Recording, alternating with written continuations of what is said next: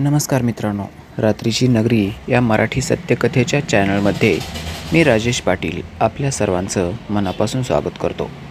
मित्रांनो, आपण आपल्या चॅनलवर सत्याची कथा ऐकत आहात. त्या कथेचं नाव आहे माझ्या आत्याची मुलगी मैना. सदरील कथेचे आपण आपल्या चॅनलवर आत्तापर्यंत 4 भाग ऐकलेले आहेत. आज मी तुमच्यासमोर सदरील कथेचा 5वा भाग सादर करणार आहे. मित्रांनो, तुम्ही खूप आस लावून बसला असाल ना. माझ्या कथा तुम्हाला खूप आवडतात हे मला माहीत आहे. त्याच्यामुळं मी तुम्हाला आता तुमचा जास्त वेळ न घालवता आणि तुम्हाला जास्त ताटकळत न ठेवता कथेच्या पुढच्या भागाला थेट सुरुवात करत आहे. तत्पूर्वी काय घडलं हे अगोदर आपण ऐकलंच आहे असं समज करून मी तुम्हाला कथा सांगत आहे. जर तुम्ही कथा ऐकली नसेल तर चॅनलच्या पेजवरती जाऊन या अगोदरची कथा तुम्हाला ऐकायची आहे. मित्रांनो, मग असं घडलं की मी मैनासोबत थोडा हट्ट करू लागलो. मैनाला मी तयार केलं होतं. तिने मला ग्रीन सिग्नल दिला होता. बराच वेळ आमची मस्त बातचीत चालू होती आणि त्या बातचीतीच्या माध्यमातून मी तिला छापण्यामध्ये यशस्वी झालो होतो. जसा मी तिला छापण्यात यशस्वी झालो तसं माझ्या आनंदाला पारावर उरला नव्हता. मग मी तिला बोलता बोलता तिला म्हणालो, चल ना मैना, माझा खूप मूड झाला आहे. परंतु ती मला म्हणाली, अरे थांब, तुला जे काही पाहिजे ना ते मी सर्व काही देते, परंतु त्याच्या अगोदर मला थोडं फ्रेश तरी होऊ दे. मला कसं होतं आहे तुला काय कसं सांगू मी म्हणालो, कसं होतं आहे कसं सांगू म्हणजे जे होतं आहे ते तोंडानं सांगायचं. मग ती हसली आणि मला म्हणाली, अरे मला आंघोळ करून घेऊ दे. मी एकदा आंघोळ करून फ्रेश झाले ना माझ्या अंगामध्ये एकदम तरतरी येईल आणि माझी पण खूप इच्छा आहे तुझ्यासोबत ते सर्व काही करायची. आता कोणतीही मुलगी वयात आली की तिला ते सर्व काही करावं असं वाटतंयच ना. मग मी तर काही त्यापेक्षा वेगळी नाही ना. मला पण पाहिजे आणि तुझ्याकडूनच पाहिजे, परंतु मला आंघोळ करून येऊ दे. आता मी तिला हो म्हणण्याशिवाय माझ्याकडे दुसरा काही पर्याय नव्हताच. मी म्हणालो, ठीक आहे मैना, तू म्हणतेस ना ते अगदी बरोबर आहे. चल मग, तू जसं म्हणतेस तसं ठीक आहे. आता तुझ्या या गोष्टीमध्ये मी तयार आहे. मग एक गोष्ट आपण करू शकतो ना. ती मला म्हणाली, काय करायचं सांग. मी म्हणालो, रागवणार नाहीस ना. ती म्हणाली, छे मी कशाला रागू, सांग तुला काय करायचं आहे. मी म्हणालो, आपण दोघं एकत्र आंघोळ करूत का. अरे वा, काय भारी आहेस बघ, काय छान विचार करतोयस. मी म्हणालो, काय झालं, आला ना राग. नाकाच्या शेंड्यावरच राग असतो बाई तुझ्या तर.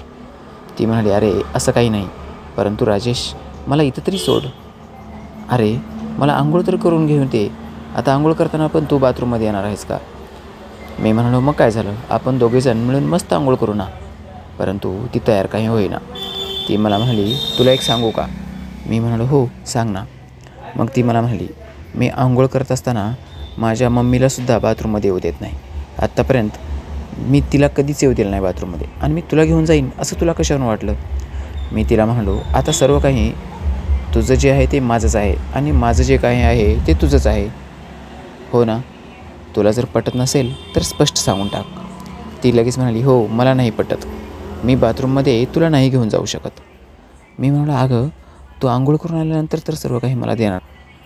ती मला म्हणाली, हो राजेसाहेब, सर्व काही ठीक आहे, तुम्ही जे म्हणताय ते पण आहे आणि मी जे बोलते ते एकदम सत्य आहे. आंघोळ करून आल्यानंतर मी सर्व काही तुला देणार आहे, परंतु बाथरूममध्ये मात्र मी तुला येऊ देणार नाही. अरे पण का नाही येऊ देणार बाथरूममध्ये तू.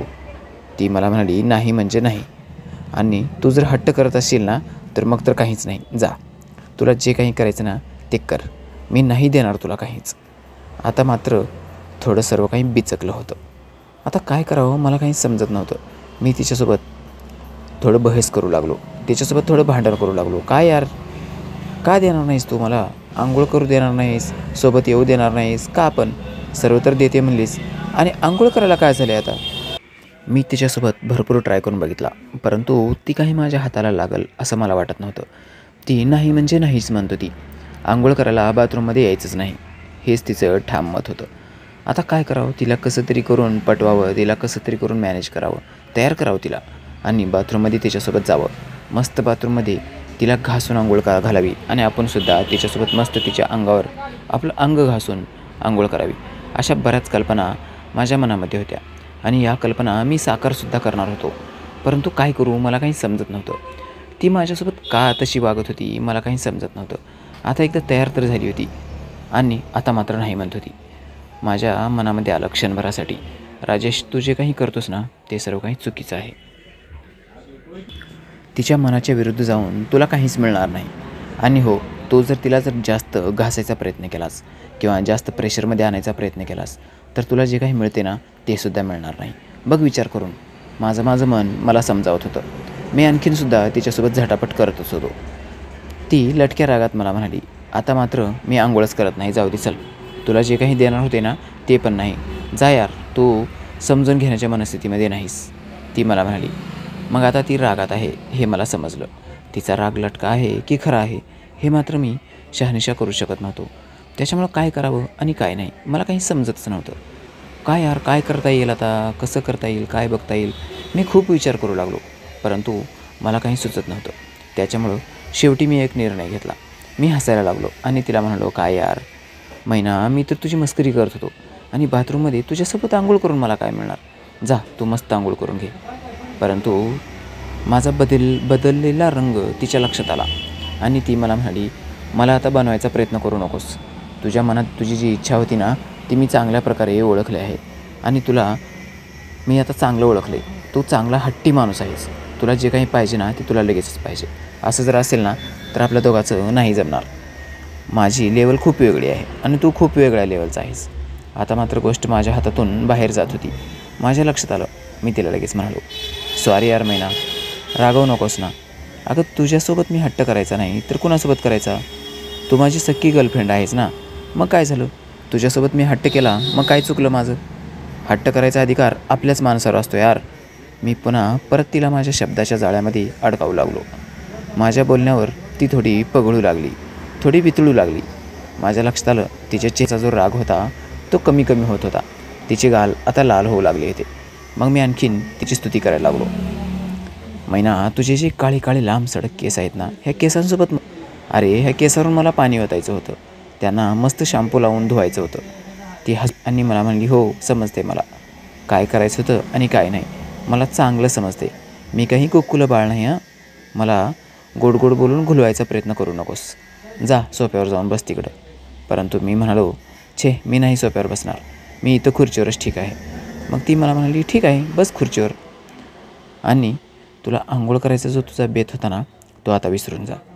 मी तिला आता काही बोलणार इतक्यामध्ये आमच्या घराच्या शेजारी राहणारी चित्रा आंटी घरामध्ये आली आणि मला म्हणाली, अरे राजेश कधी आलास इकडं. आता मी नेहमी आत्याकडे येत असे, त्याच्यामुळं चित्रा आंटीची आणि माझी पण चांगली ओळख होती. चित्रा आंटीला बघितल्यानंतर मला काय बोलावं मला क्षणभर काही सुचलंच नाही. मग ती मला म्हणाली, काय करतायत दोघंजण, भांडण करतायत की काय.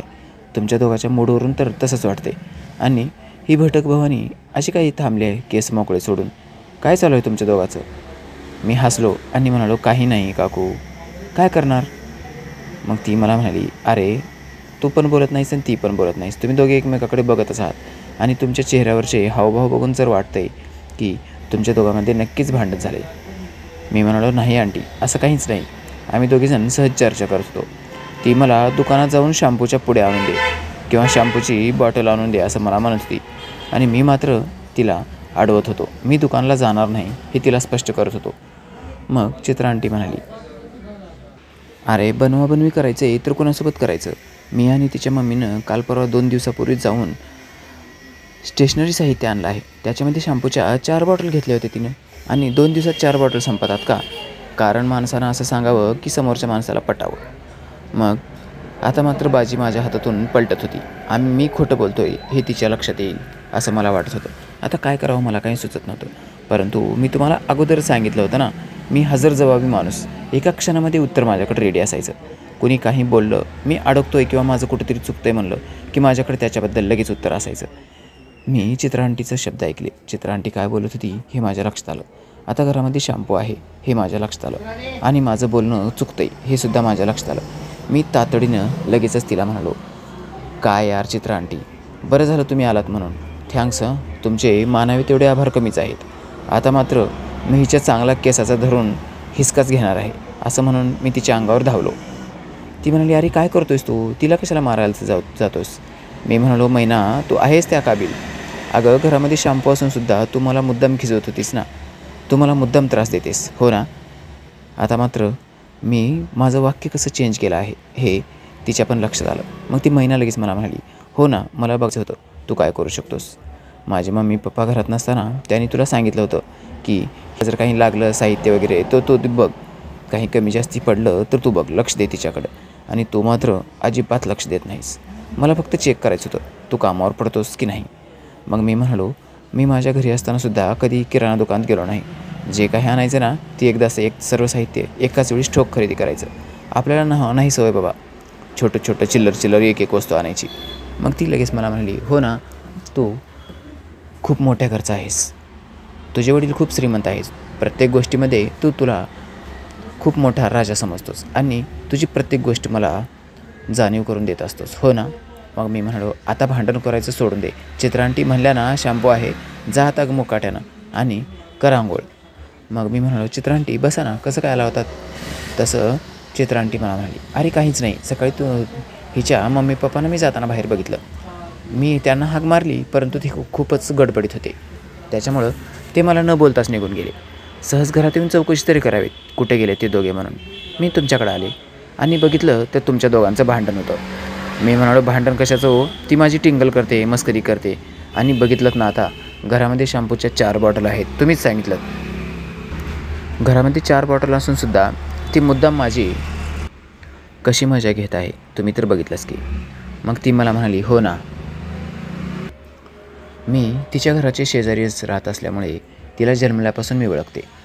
तिचा स्वभाव खूपच खोडकर आहे.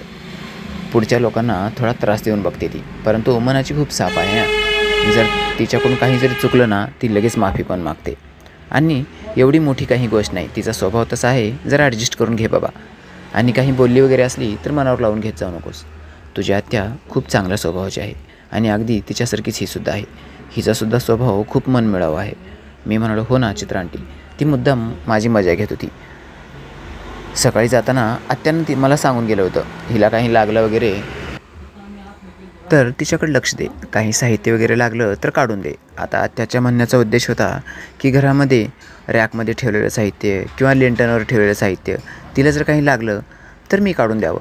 परंतु ह्या महाराणीनं मात्र तिच्या बोलण्याचा सगळा अर्थच वेगळा लावून घेतला आणि मुद्दाम माझ्यासोबत भांडण काढत बसली होती. अगोदरपासूनच अशीच आहे, माझ्यासोबत भांडकोदळपणा करते, माझ्यासोबत जरा जास्तच मस्करी करत असते.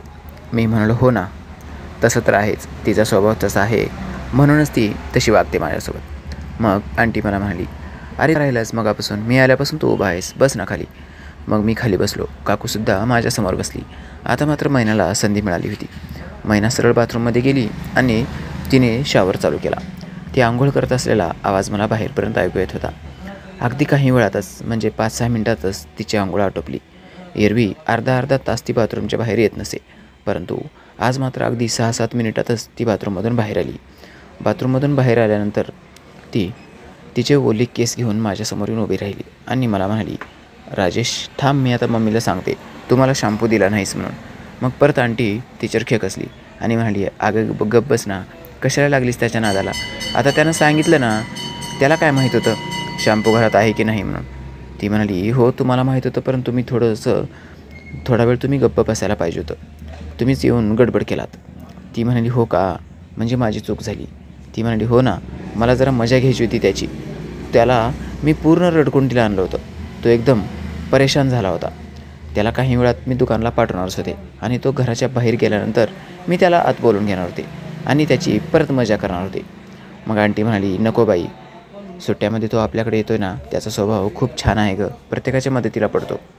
मग मैना म्हणाली, हो ना आंटी, तुम्ही बसा, मी मस्त चहा घेऊन येते.